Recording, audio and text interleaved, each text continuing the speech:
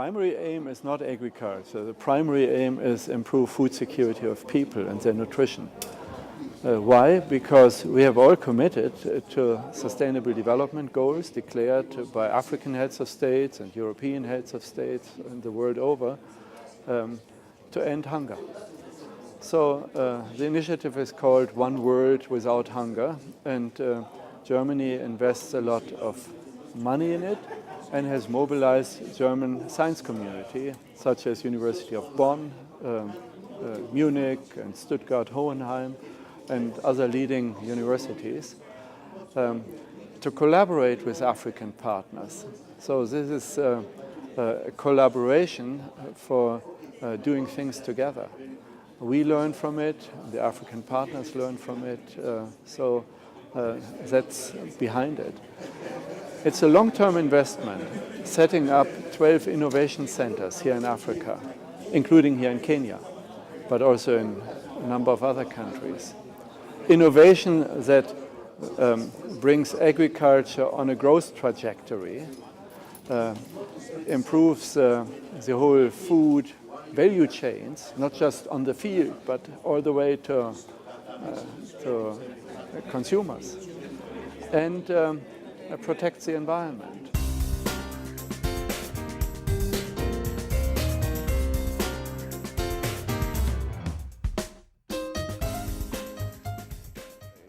Africa needs fair trade deals, not just free trade, which means the special situation of Africa's economies need to be kept in mind in the economic partnership agreements which are currently on the table between Europe and Africa.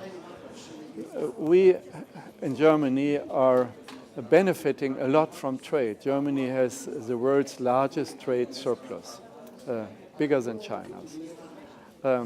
And we know that trade can trigger development and then good foreign direct investment. So trade benefits both sides, Africa and Europe.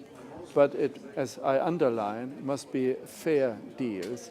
I'm not sure that what's currently on the table is completely fair to Africa, because Africa needs time to build its infrastructure, to be competitive, to improve the quality of agricultural products so that trade can be at same level with Europe.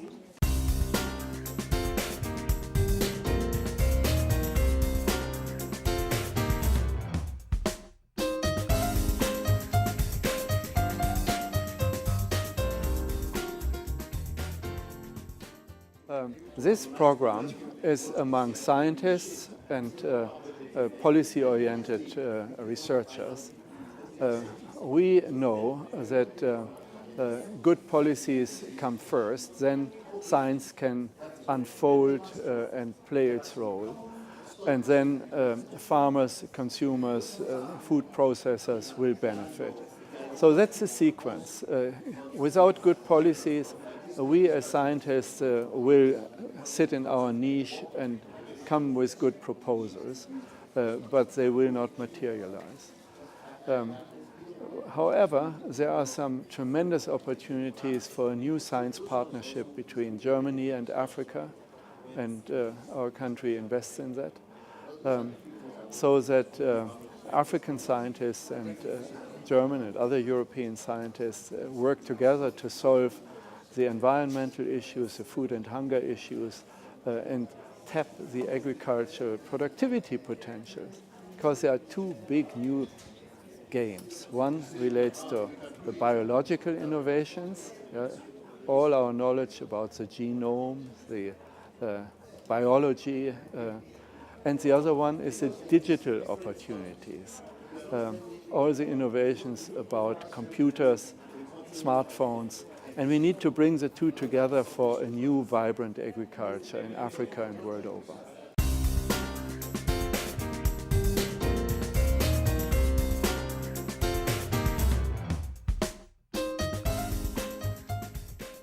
A couple of issues there.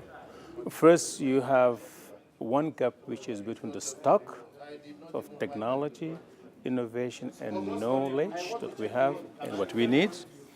Then you have a second gap between the little that we have and the use of it, okay?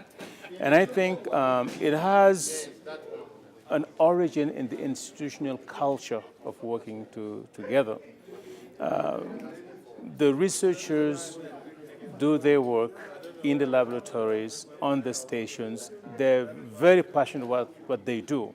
And they, in the middle of the science, the policymakers and those who plan the policies, implement them, are dealing with problems on the ground, trying to figure out how to do it. Maybe sometimes under a lot of pressure to act and to do something, forgetting that there's somebody around the corner who may have the answer.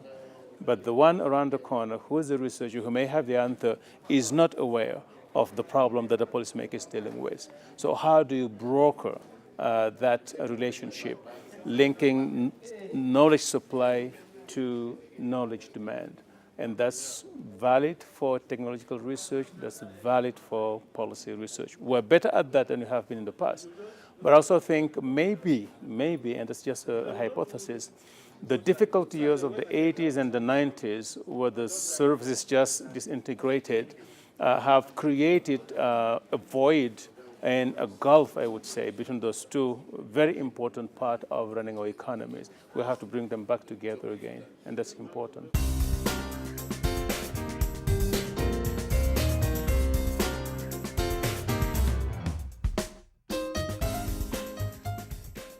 In order to get food security, we have to know that the mistakes of the 70s and the 80s have created such a big pile of, let's say, vulnerable and poor people, such that the good performance of the 15, 20 years could not compensate for those mistakes. So what we should do, therefore, is to continue the progress wherever we have made a success.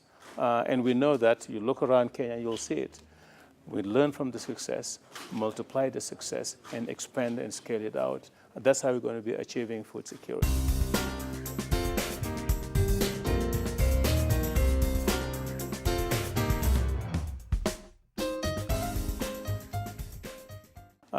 Across Africa and the world, you show me a government that is committed to good strategies and policies, rooted in evidence and facts, and targeting the real bottlenecks of their farming and private sector and its entire value chain.